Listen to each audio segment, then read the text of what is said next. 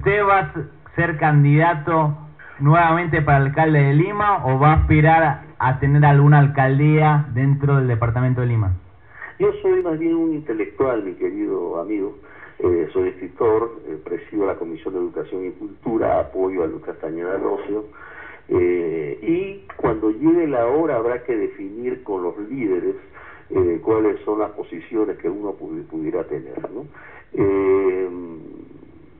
A mí me interesa muchísimo todo lo que es la educación y la cultura particularmente, y la parte internacional del Perú.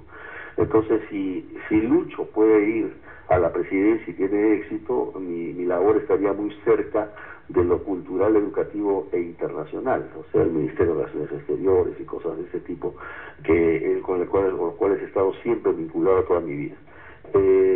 Y si no, en el caso del municipio, como hoy día ejerzo de presidente de la Comisión de Educación y Cultura, me tiene a su disposición el candidato, según a donde vaya, para el área que me parece la más conveniente para mi facultad, ¿no?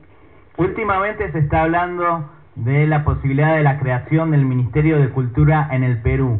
Sí. ¿Qué opina al respecto? Hay mucho pesimismo porque el presidente García lo anunció en su mensaje presidencial anterior a el último, o sea, el penúltimo.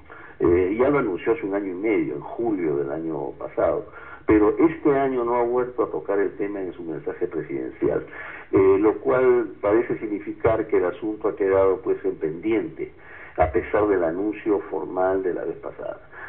Siempre se aduce de que a crear un Ministerio de Cultura es un gasto más burocracia, etcétera, etcétera. Hay una serie de comentarios que dificultan la realización de esta institución, que nos parece a muchos muy importante, sobre todo en un país como el Perú, que tiene una herencia enorme de tipo patrimonial, principalmente de carácter arqueológico y virreinal, y también republicano, y ahora todo aquello que contamos pues que la textilería, la cerámica, la gastronomía, etcétera, y a su vez el Perú, el propio nombre del Perú suena pues en América como una región gravitante grandemente en la cultura desde hace siglos. Entonces es curioso que solo tengamos un Instituto Nacional de Cultura y no un ministerio, cuando otros países de América muy ejemplarmente tienen ya ministerios hace tiempo, ¿sí? Muchas gracias, profesor, por esta comunicación telefónica. Un placer para mí, saludos a los argentinos y a usted mi agradecimiento.